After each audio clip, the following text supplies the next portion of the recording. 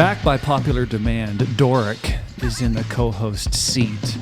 And boy, it feels good to be back on the show. Welcome to Kingdom Speak with Pastor Daniel McKillop and Adam Shaw.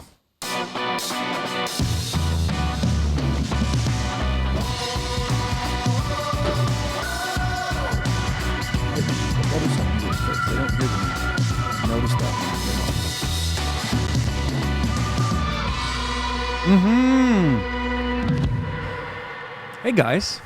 Hey, welcome back. Who's this? I'm Doric. How do you spell that? DHORIC.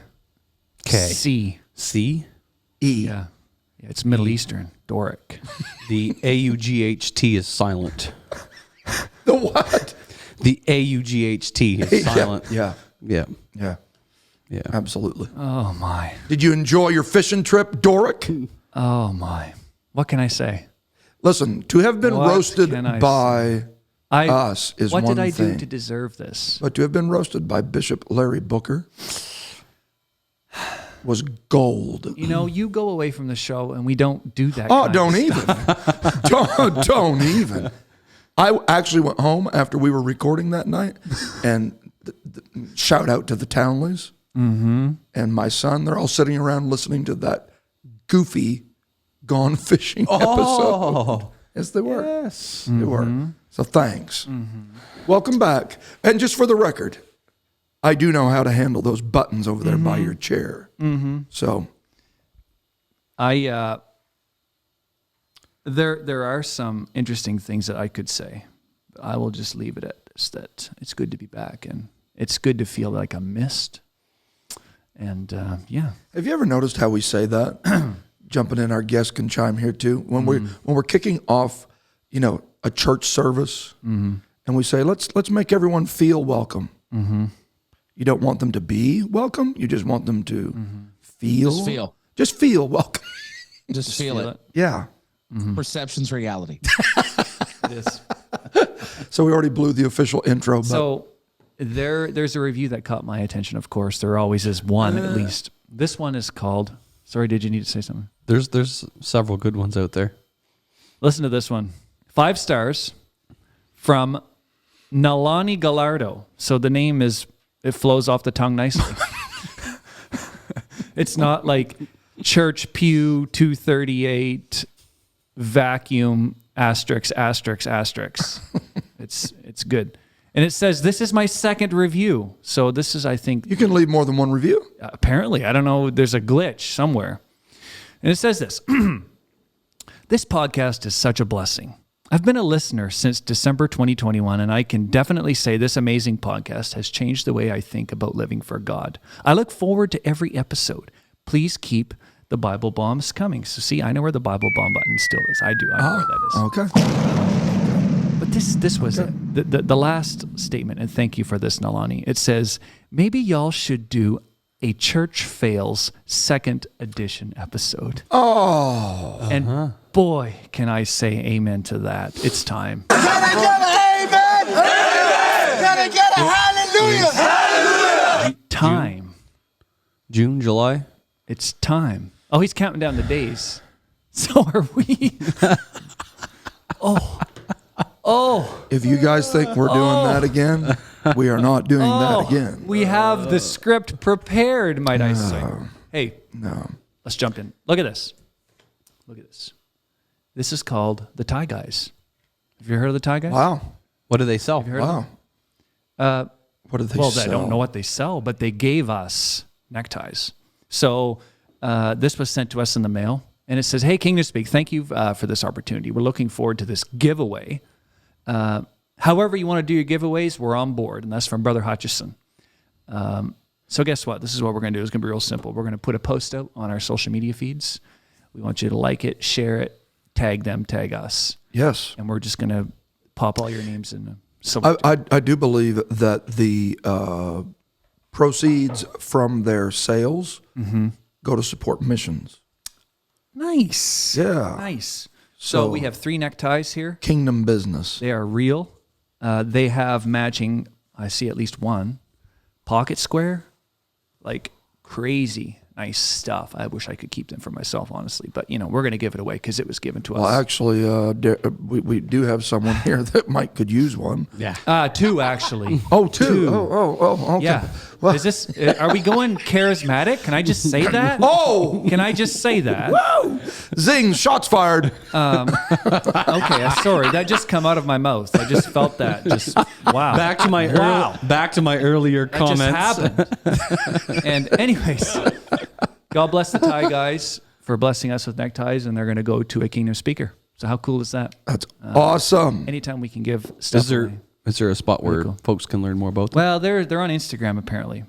Good cue. Thank you for that. You're pretty good at this. Be sure to find us on Instagram at the Tie Guys. There they are. You Check them out.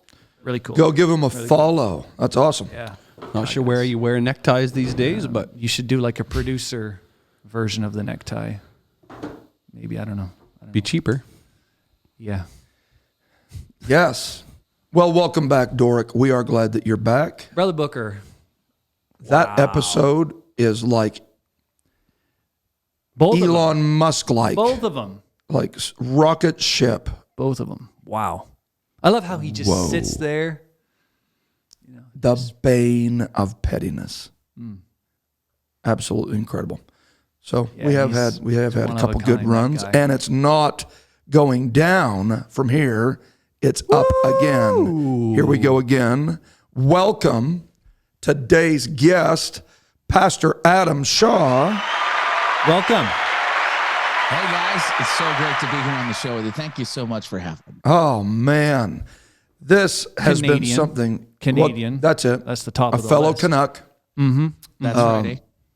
That's right, eh? See, it's Way to go there, guys. That was a great intro, eh? You got the Timmies. You got the Timmies ready to roll. What's your order at Timmy's? Is it a double? You shouldn't order anything. You I should know go to you're a coffee snob. shop that sells good coffee. And I understand that this is going to put me at odds with so many people because Hamilton, Ontario, is the birthplace of Tim Hortons. come on. Okay. And it's honestly, my wife drinks it every day, so pray for her. She'll come around eventually. Yeah. But Pastor yeah, I'm Raymond from the Woodward will birthplace.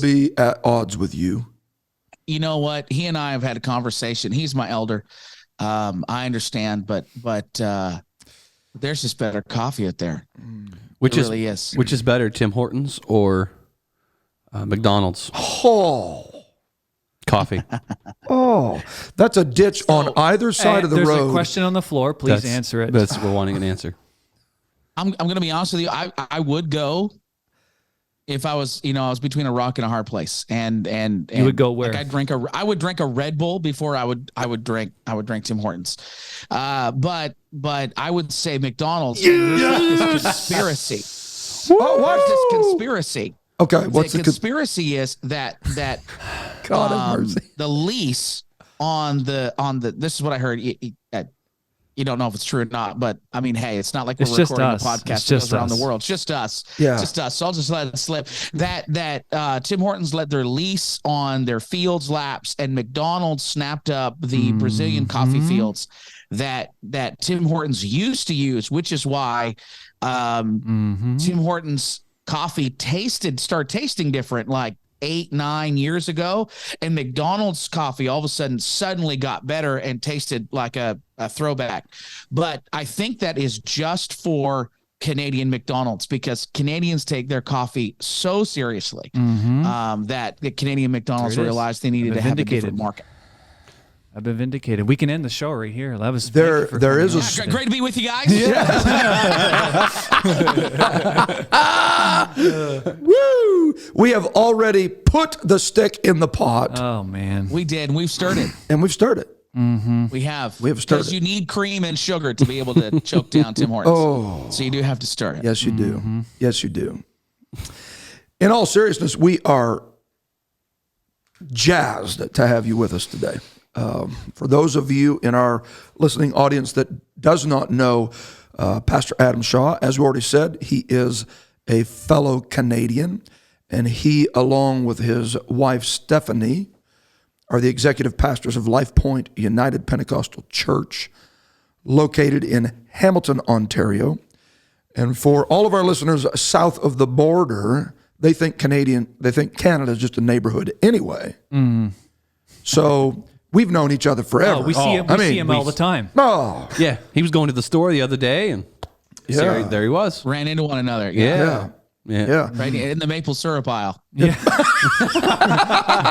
Yeah. Pretty cool, eh? yes. In addition to being a pastor, executive pastor of Life Point, you're also heavily involved in traveling, speaking at conferences around North America and abroad, and maybe even, I don't want to say more importantly, I guess we got to keep things in order, but running a close second is host of the Restorationist podcast that is an absolute incredible asset to the kingdom. So, Thank you so with very much. all of that, we are really just honored to have you with us. We've been working on this for a few months now, and thank you for fitting this into your schedule. Well, I'm so honored to be here. I love Kingdom Speak. You guys are great, and the show's awesome. And Pastor McKillop, you and I we'd been connecting on Instagram and chatting back and forth, but then we ran into one another when I was down in New Brunswick, and developed a quick friendship, and it's an honor to be on the show, getting a chance to know you, and then obviously meeting the guys, Doric and producer Randy. I like that. It's an honor. It's an honor to be with you guys today. Thank you so much for having me. You have great guests, and you asked me, so thank you very much. I'm very humbled to be here. Well, we're delighted.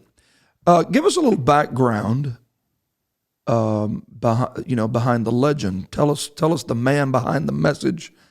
When you started your podcast, all of that. Give us the scoop on that before we get into today's episode. Yeah, so I had been there's kind of two things that took place that started the show. Number one, I wanted to have I mentor young leaders in our church.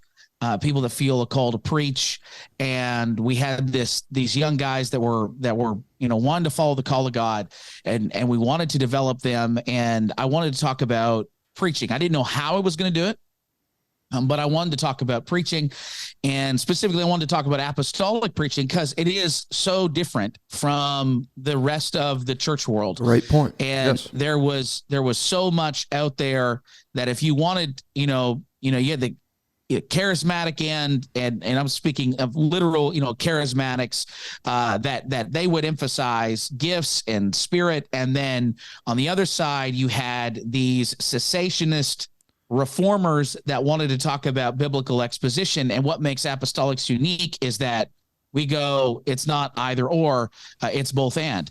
That So good. Being spirit-led and spirit-driven, flowing in gifts of the Spirit while you're preaching the sermon, while also expositing a word from God that's in context, that's theologically sound. Why do you got to pick a side when that's how the apostles tended to preach?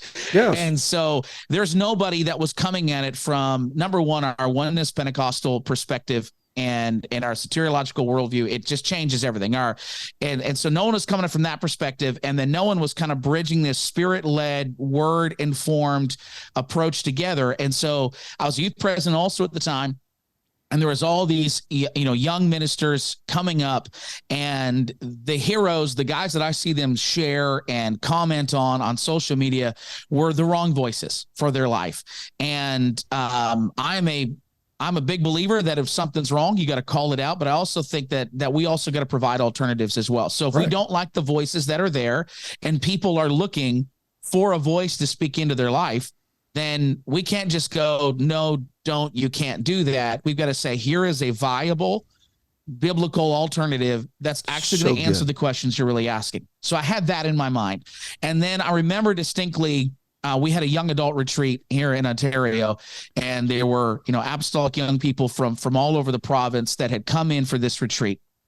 And I was listening to them talk about what they were listening to, and it was podcasts, and they were listening to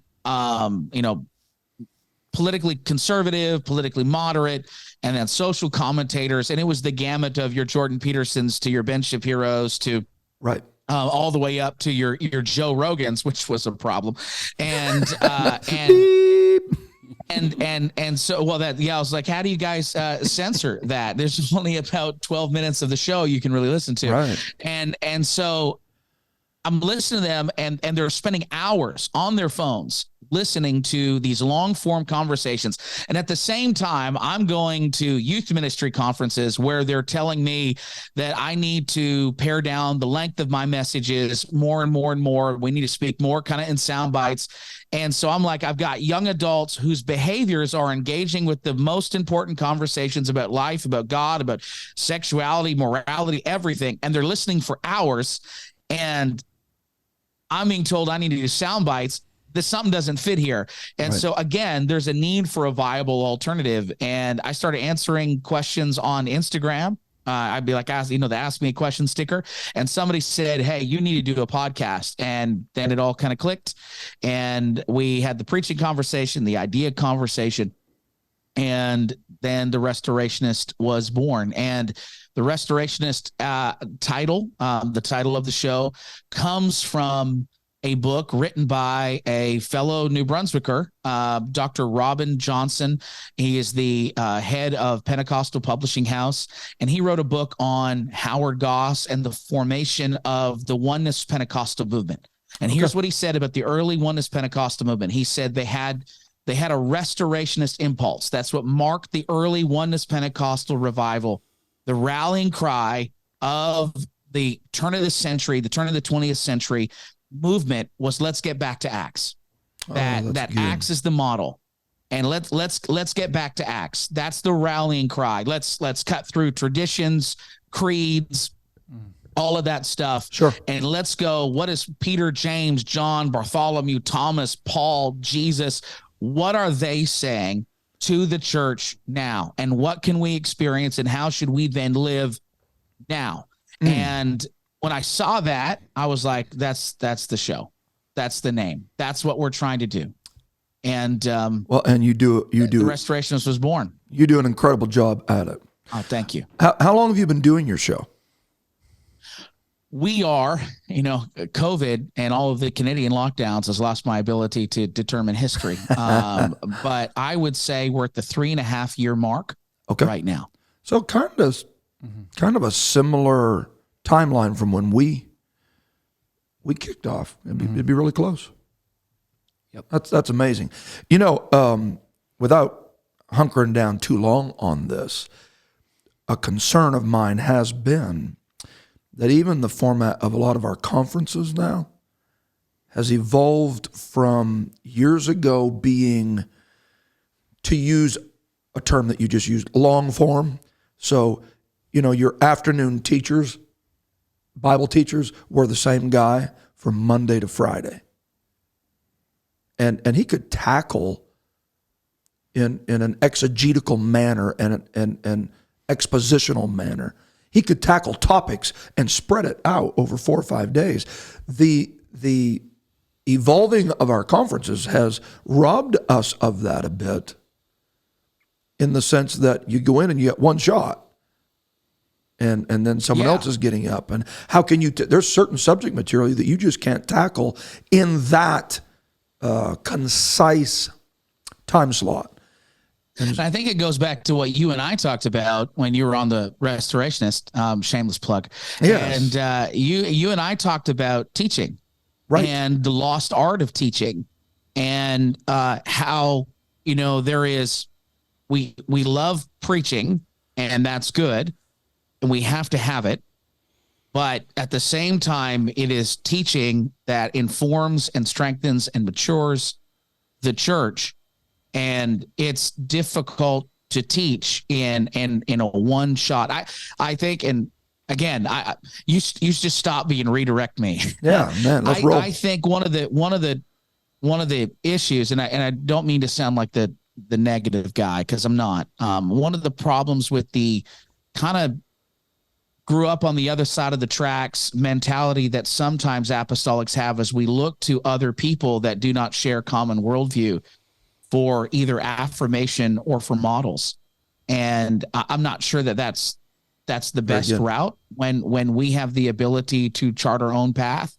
And when you understand that so much of what is now modern oneness Pentecostalism was really informed by in the 90s, late 80s and 90s charismatic movements, the charismatic movements that were out there, and how that's even kind of informed how we, set up churches or conferences or what's the win and things. And there is, I think, a desire within Gen Zers and millennials, of which I am a part, to have big conversations about big ideas. And the only way you can do that is if you park for a long period of time with a group of people. And I am, as I want to be as apostolic as I can be, but I am concerned when churches are so experientially driven that they learn or that they forget that it's so important that we learn God's teaching, that we are rooted in discipleship, and that we have to be taught. And so I'm kind of with you. There. I like it when I have the opportunity to spend a few days with a group of people to really kind of dig in the word, because I think we are in such a strange place in Canadian culture, but worldwide as it is, where people are so post-Christian, they're pagan, really. Canadians are pagan. Totally. And in my city, they're pagan. Our churches, we got a heroin distribution point on one side and a brothel on the other side. And people come in from all walks of life and all different religious backgrounds. The last groups of people we have won have come from not just other streams of Christianity that have lost faith, but they are coming from New Age and paganism and witchcraft. And there are some things that I can't give you enough altar experiences for you to pray through. I got to teach you through it, because it requires a change in how you live, a change in how you think, and I got to change the story that's in your head. And the only way you can do that is through content-driven preaching that, yes, we respond to in an altar, but really we live Monday to Saturday. What you've just said is so key, and I will send you a link to an article that I read a few weeks ago. But this is not just a semantical difference, what you've just said, of identifying our culture as one that is paganistic. Some people would call it atheistic. It is not. It is paganistic. No. And understanding the difference between those two elements is fundamental in impacting the world that we are living in. Well, one of the last press conferences from a major political party here in Canada, in the GTHA, they had a press conference regarding a private members bill they were putting forward, and they were flanked by a witch. They were flanked by one of the mainline denominations that has completely abandoned any sort of semblance of faith in Christianity. Mm-hmm. A young boy that was dressed as a young girl, a bunch of drag queens, and then one other practicer of a pagan faith. Yeah. And when I saw that, I was like, we're not atheistic. No. We have religion in Canada. We are very spiritual in Canada. Very, and that is on the rise. It is on the rise. It's on the rise. There is this void inside the heart of every human soul to have a spiritual connection. There is this search for transcendence that's in every human being. And when you strip God out of every aspect of public and human life, people are going to look for that connection somewhere, and they're finding it. Absolutely finding it 100%. And so instances of, and I'm not one of those spooky guys that's looking for the devil everywhere. I got my feet planted on the ground, but instances of deliverance and demon possession and, that kind of, crazy stuff that you hear, your elders talk about that happened back in the day in the early revivals. That's all happening again because we're pagan. It's a pagan culture. An interesting, and boy, this happens when we get together. It really does. Bishop Brad Lambeth has been a missionary in Brazil, and their family are, it's a generational ministry that they have there, and it's absolutely incredible. One of the interesting things that he brought up is that, because they've been kind of on the forefront of satanic worship, and but it's also a very strong Catholic country. And he said that for years it has been both Catholicism and Satanism, and that they are often, I don't want to make every Catholic that, but oftentimes they dabble in both worlds. So the Catholic faith and those that identify as such will have their babies dedicated, baptized, get married, and have their funerals in that structure. But when it comes to their spiritual experiences, that they will dabble in the satanic side, Satanism. And it just makes me wonder if in this uptick, the rise of what we're seeing, of this paganistic rise for sure in Canada, if that's not going to become more mainstream. I think it is. The amount of people that are going to be looking to the stars and looking to, other pagan practices to determine their future. There's a lot of talk of manifesting. I'm going to manifest this. I'm going to manifest that. Yes. That all comes, and I've even seen this in gospel music and non-denominational preaching circles where people are, manifest what you want to see God do. And there's it's a syncretism. That's what's going on. It's a syncretic amalgamation of a form of godliness, yet the power thereof is of a completely different source. And they're melding the two things together, which is what the early church dealt with in the book of Acts. They're dealing with this multi-ethnic, multicultural, multi-faith approach to Roman society. And they were dealing with all this stuff. And here we are, sooner than ever, closer than ever, I should say, to the coming of the Lord.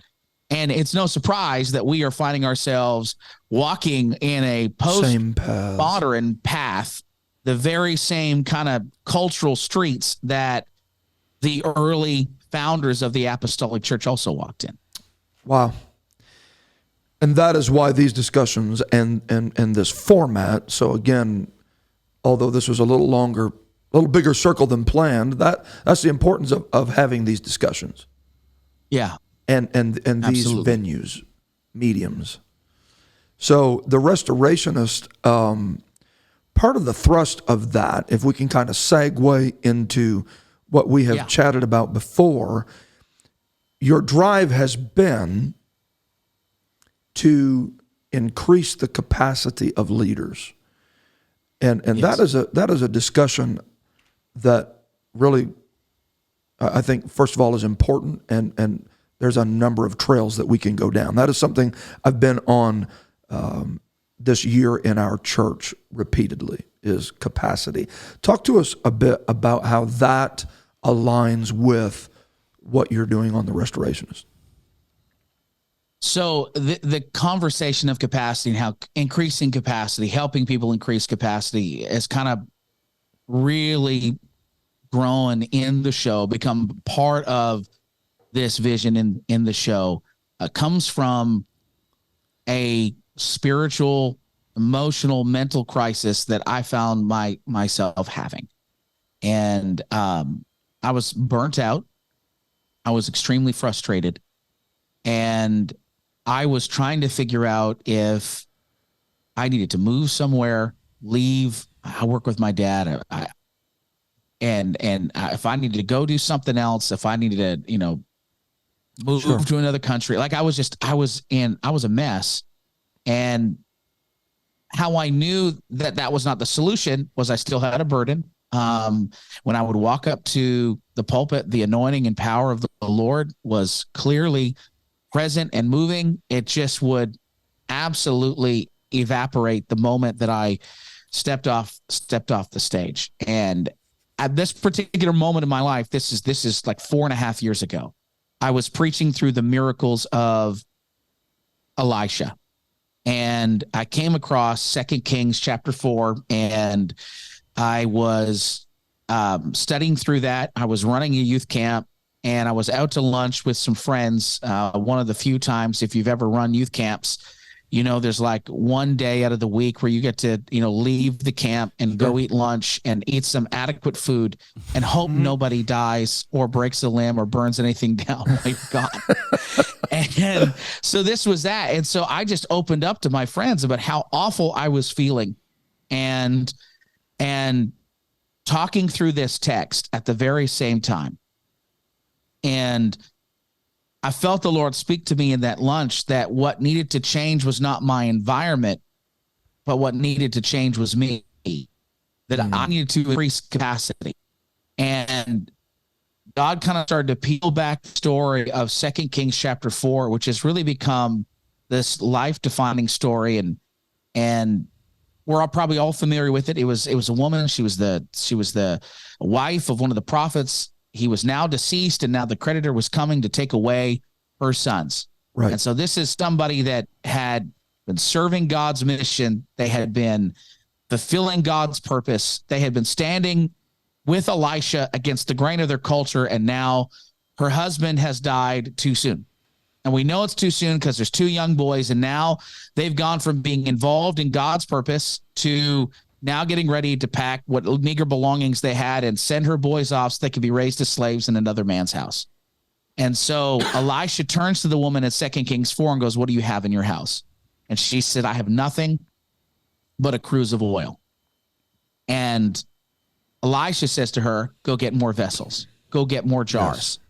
And so she goes to everyone that she could find, and she gets more jars, and she shuts the door, and she begins to pour what she has left into the empty jar.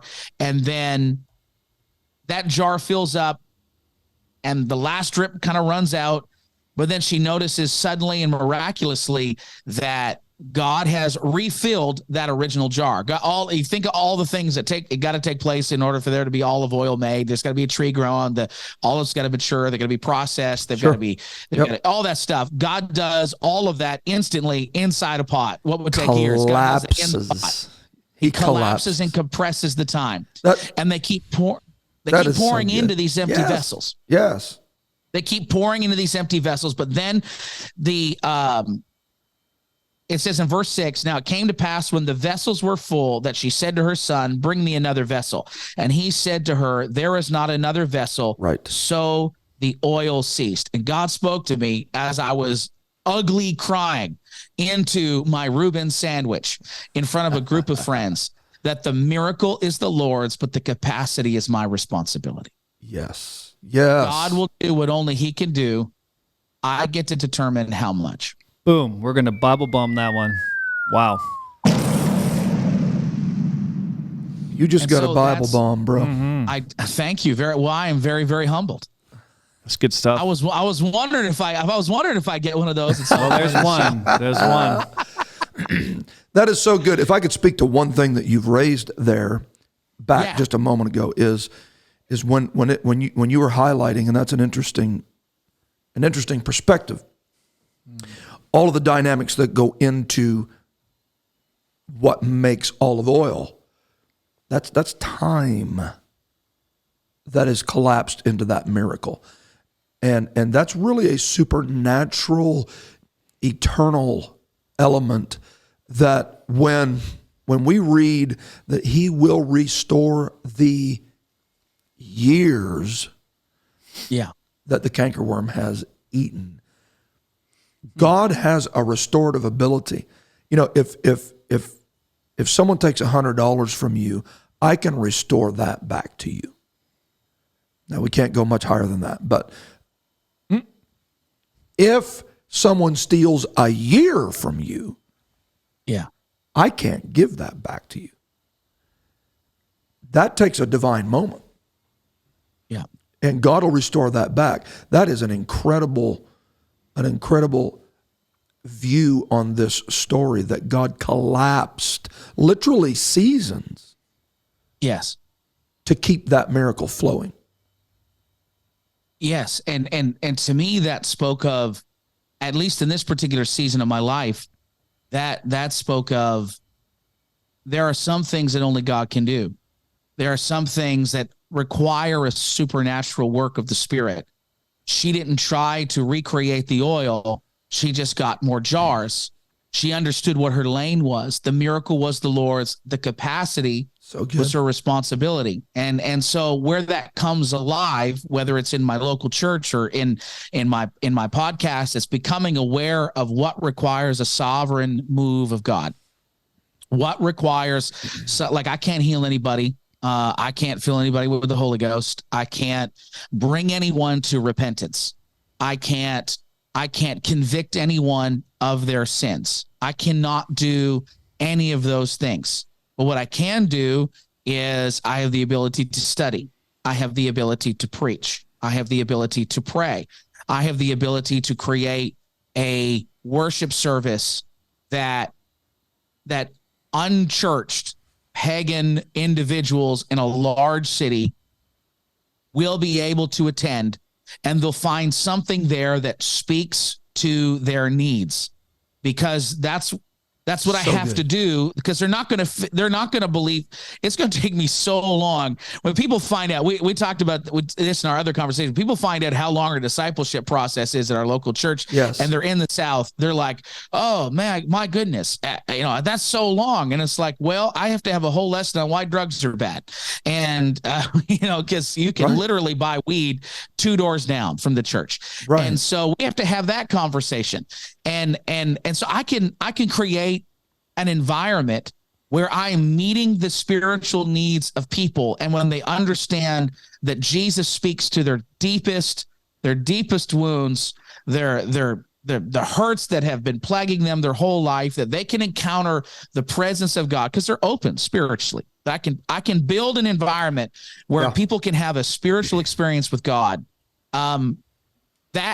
That's what I can do. But the work of transformation, that's on God. That's not something that I can create. Rodney Shaw puts it this way. He said, think of the church like a ship. Our administration and our leadership are the sails, but we aren't moving if there's no wind. Mm-hmm. The wind is the Spirit. So good. The wind is the Spirit. The wind is the miracle. It's the moving of God. It's the direction of God. It's the work of God. But our administration and our leadership capacity is going to determine whether or not we catch the wind of God and sail to the destination that He has set for us.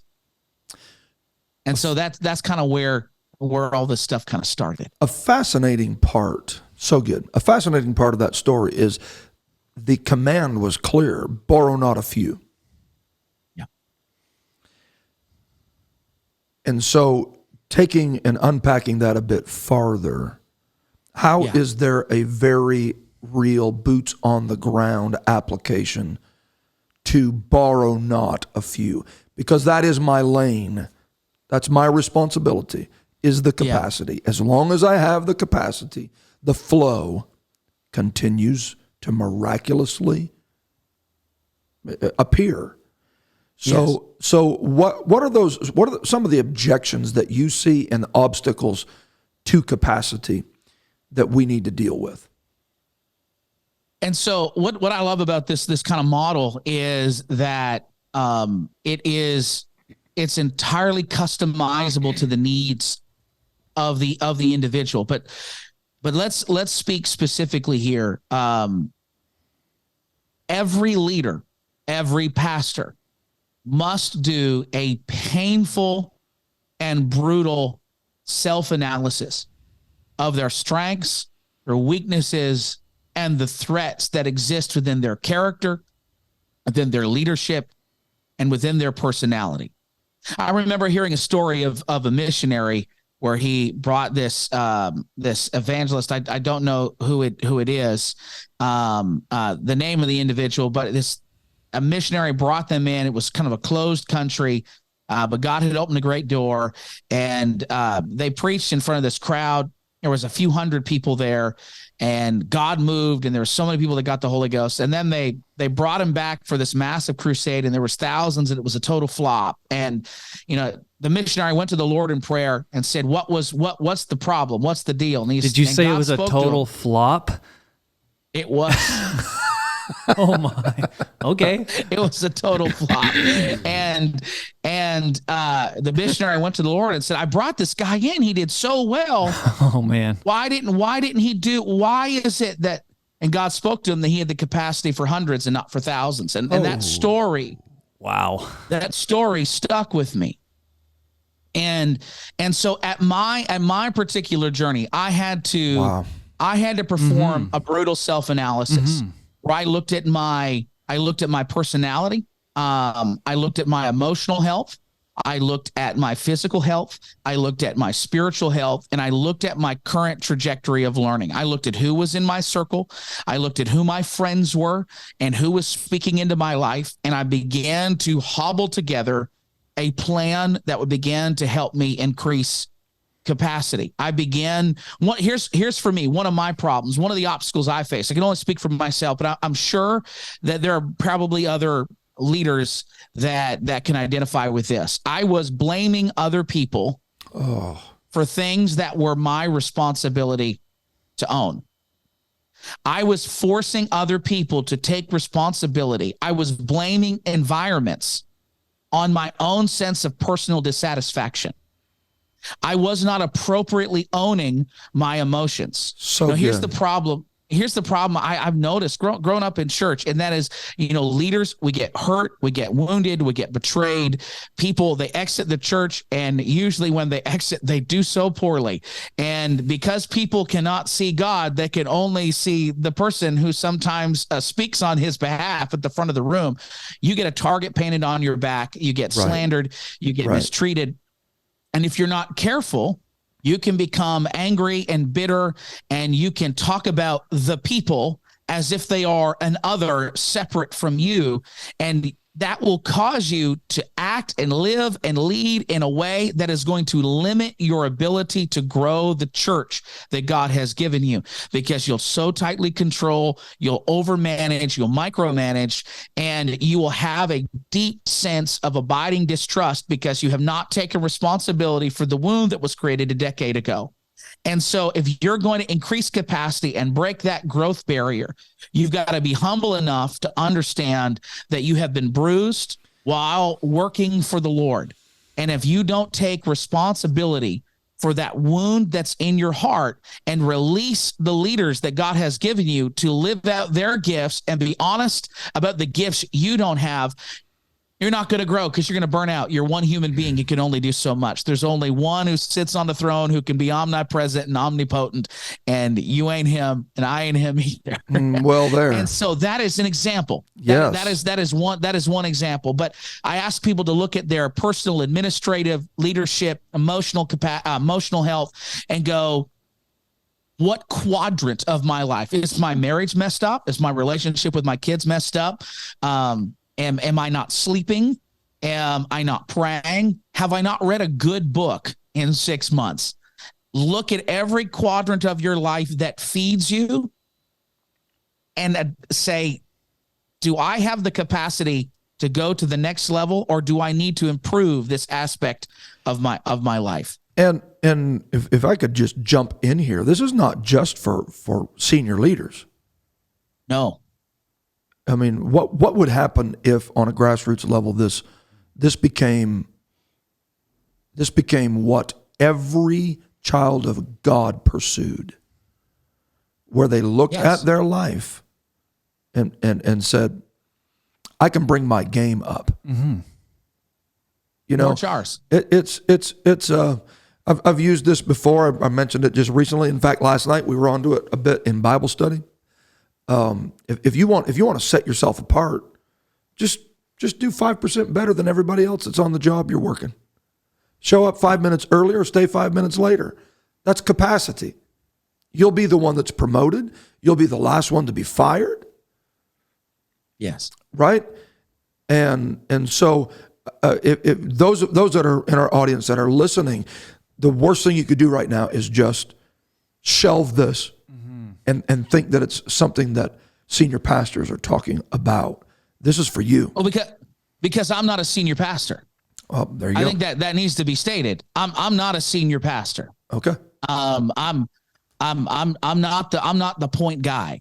I'm an assistant pastor, and there are 6 other licensed ministers that serve and have a ministry portfolio in our church. Now, thankfully, and gratefully, my dad has given me a tremendous amount of responsibility, and that I'm the direct report for many ministries and even these other licensed ministers that are in. But this existential crisis that I went through was not as a point leader. And so absolutely, you're 100% right. So if you're listening to this and you go, oh man, that's just for the senior pastor, that's just for the CEO, that's just for the director. No. This is for everybody. And I think you're so right, Pastor McGill. Imagine what would happen in our local churches. Organic impact. Oh, if everybody started, one of the defining objectives at our church, our vision for this year is more jars, and it's increased capacity. Yes. And we presented to our church. We spent 9 weeks preaching through the 9 jars that we needed to give to God. And one of them was every person taking their ministry and their calling seriously. Because there is a lid.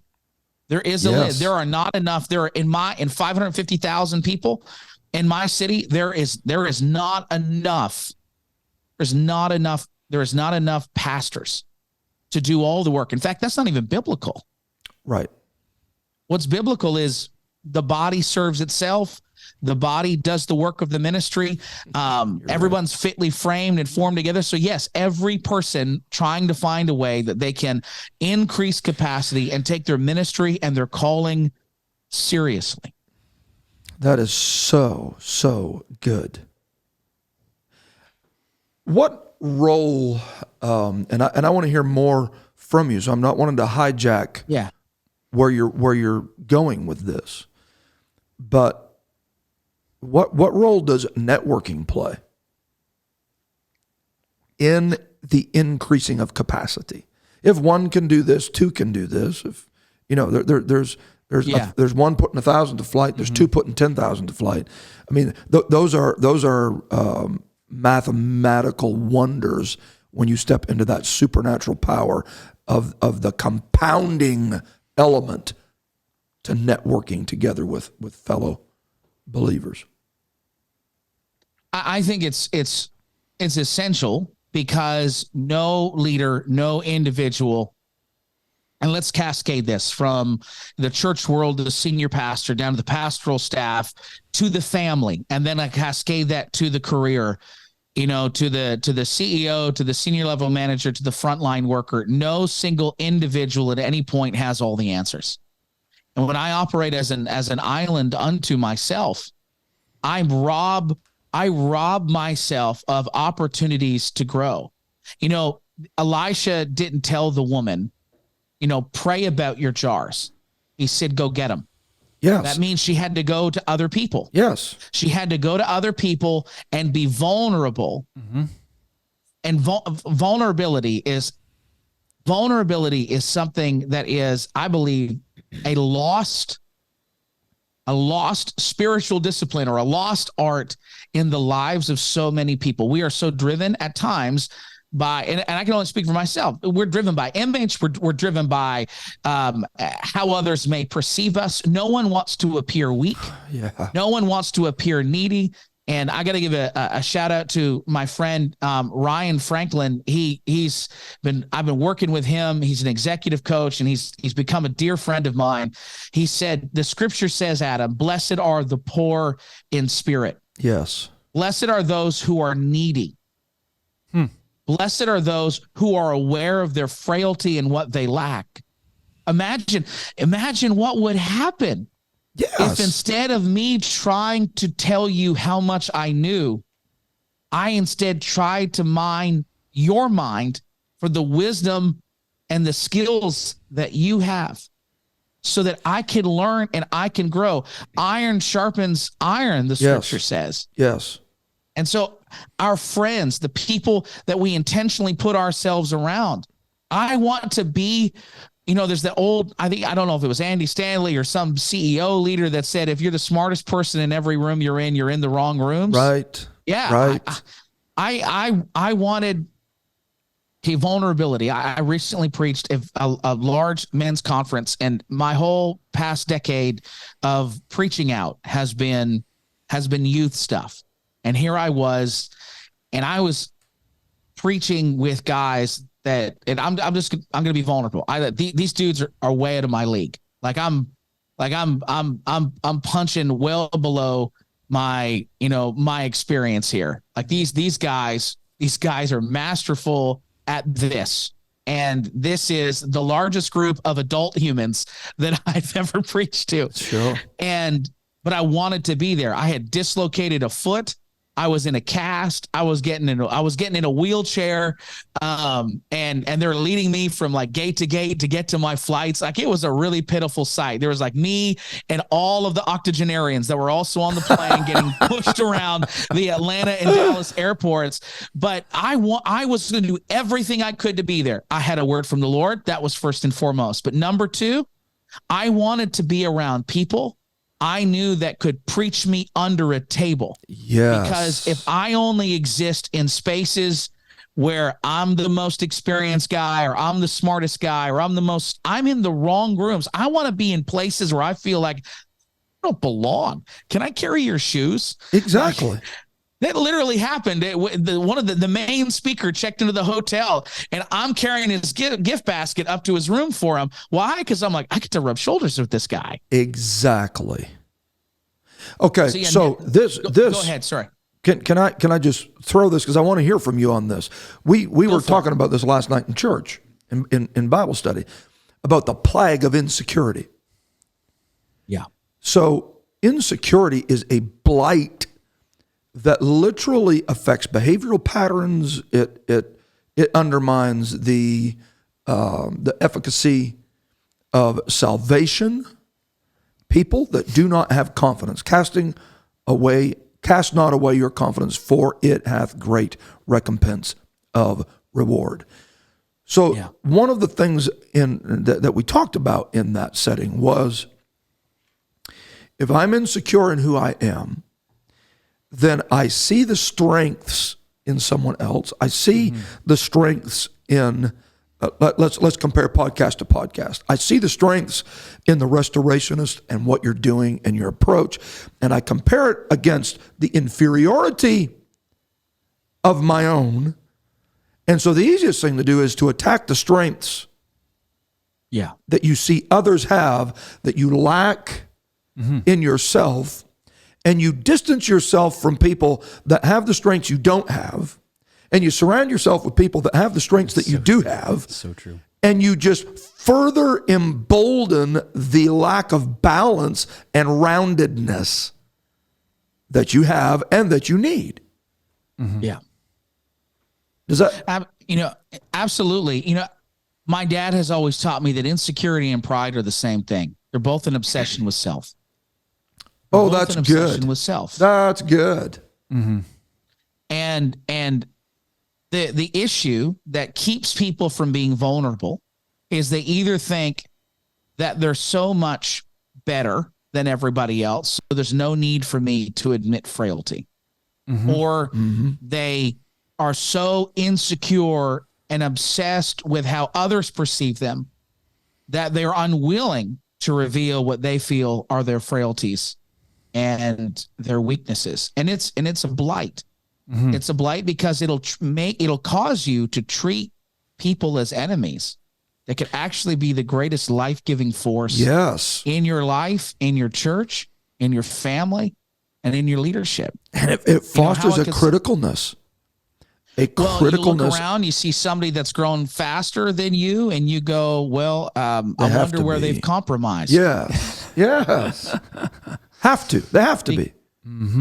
Because if I'm not growing, nobody else can. Or if I'm not experiencing something, maybe Maybe you're operating at a capacity for the current growth that you have, and they have found a way to break through that ceiling through either administration, structure, behavior, or leadership.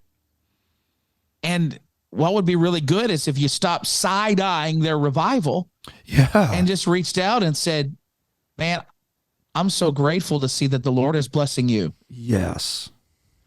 How do you operate? Can I live in the overflow of what God is doing in your ministry?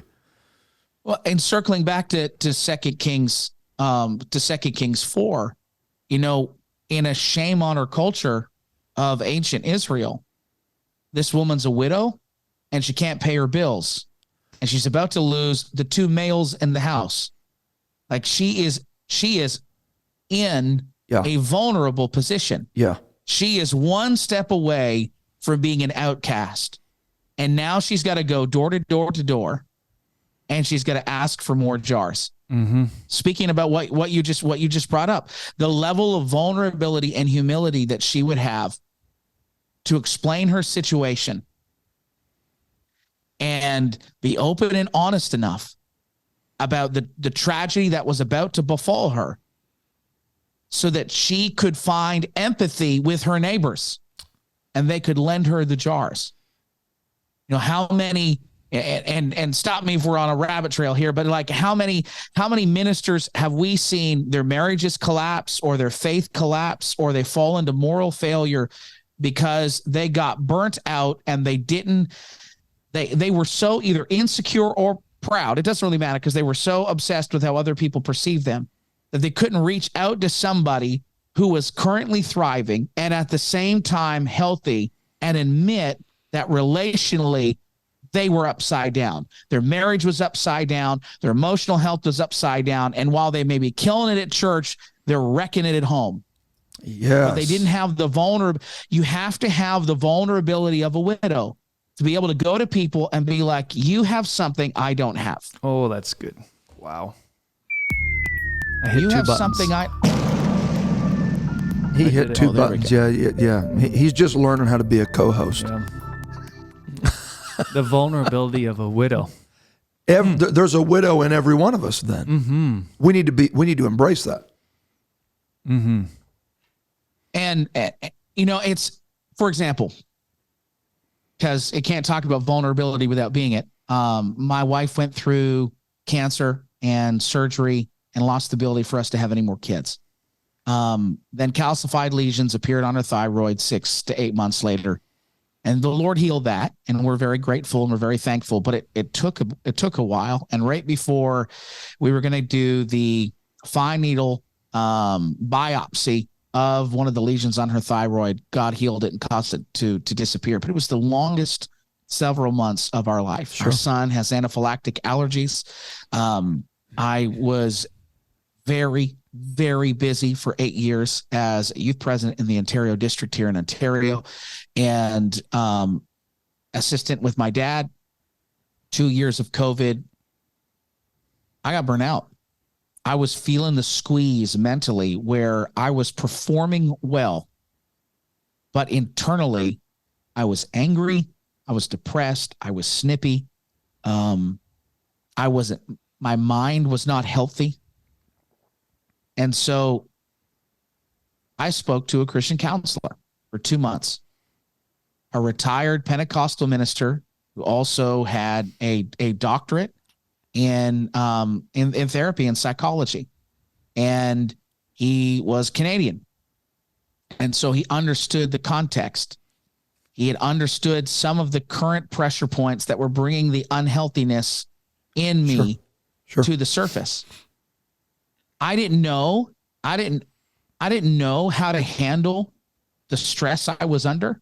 So I had to sit down with somebody and I had to say, Doc, I'm killing it with my ministry, but I'm doing okay at home. But inside, I don't like who I am. I don't like how I feel. I had to be vulnerable enough to reach in and borrow a jar from a man in his late 60s who had pastored small churches from Newfoundland to the GTA, and specialized in helping pastors that had been through some of the same internal struggles and fights that can happen within a local church, that understood sometimes the politics that can take place in the body of Christ that shouldn't take place in the body of Christ, but because we're all frail, fallen, sinful people, and we need the grace of God every day. Sometimes it rears its public head and bites everybody. I had to be vulnerable. And then again, working with Ryan Franklin now, realizing I read his Rhythm of Life and his Christian Leader Blueprint. And I realized he has a great podcast, by the way. It's a phenomenal podcast. Great podcast. He's a great, an even better man.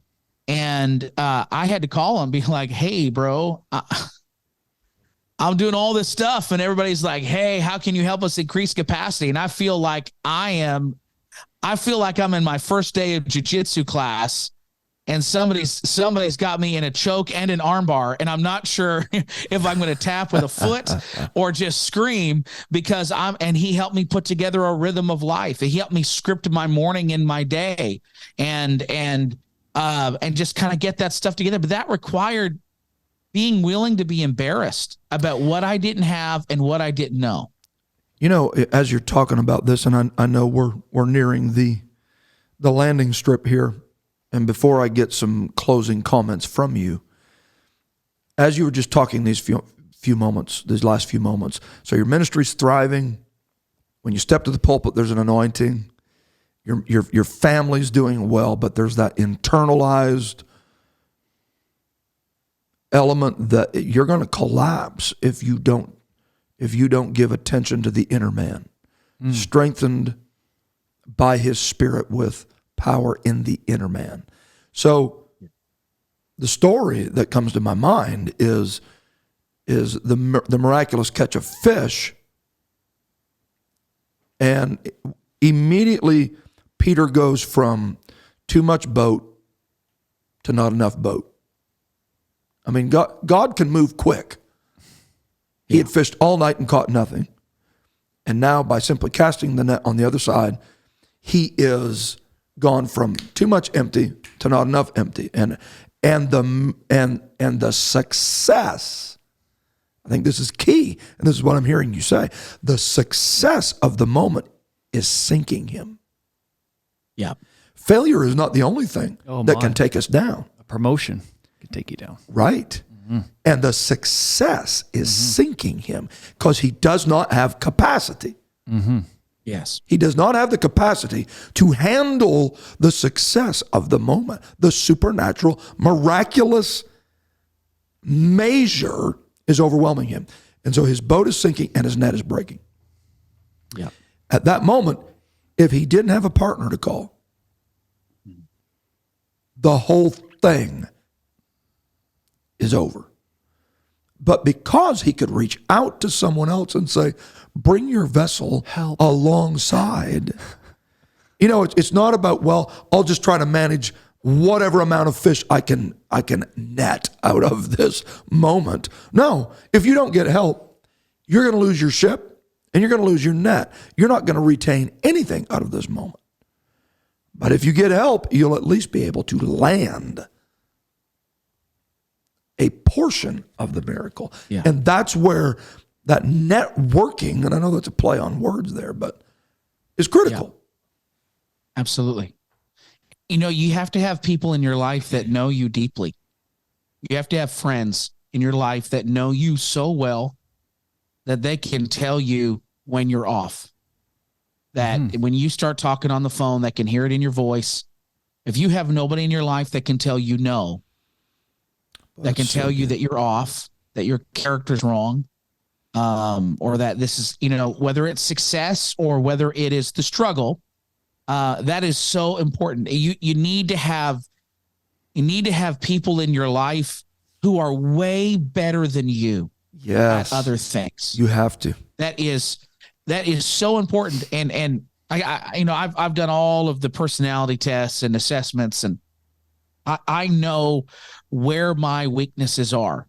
I know where I'm going to fall short, not in character or morality, but I know where I'm going to fall short when it comes to operating as a leader.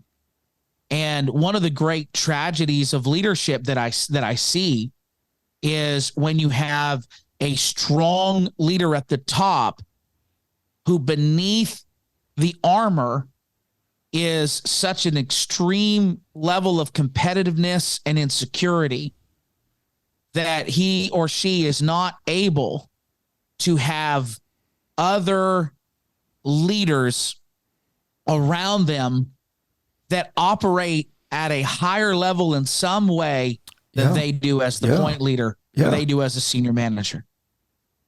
And so that is, to me, it's so important that whatever internally you have going on that prevents you as a leader from being able to say, I don't need to be the top dog in the room. I want other people at the table that if we were going to have an arm wrestling competition on administration, they'd crush my hand through the table. Yes. I want to have other people around me that when I have reached the limits of my gifts, that I can tap into the gifts of others and they can row their boat up alongside me and we can share in the success, because the miracle is the Lord's. It's not mine. Right. The miracle is the Lord's. It's the growth of the church, the flow of the Spirit, anything that God does, I have no ownership of. I just provide the jars.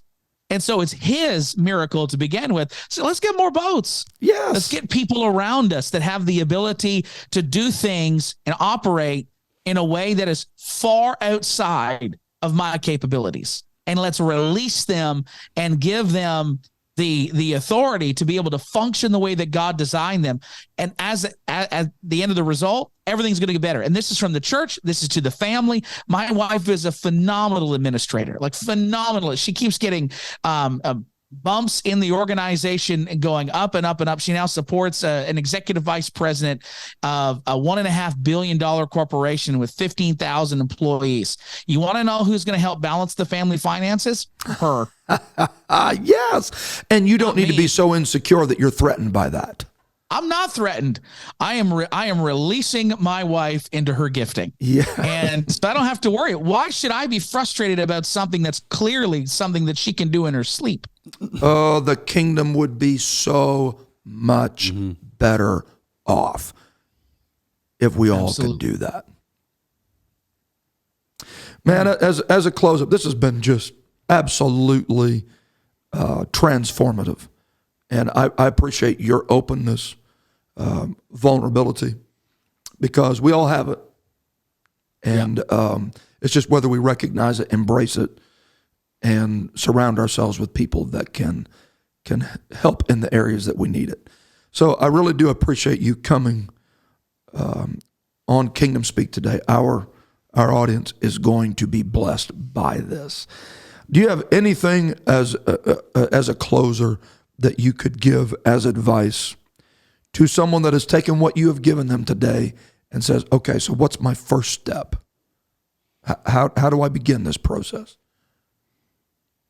Well, first, thank you for having me on the show. It's an honor I follow all your socials. I listen to your episodes and you produce great content and you have incredible guests. And I was very honored that you'd want to have me on the show. And so thank you. I would say the first step beyond what we've spoken about, vulnerability and openness, is to take inventory of your life right now and take responsibility for what is not there. Life and problems have the ability to hurt us, wound us, knock us down a peg. It may not have been your fault, but it is your problem. And it's your problem that you got to deal with. Well said.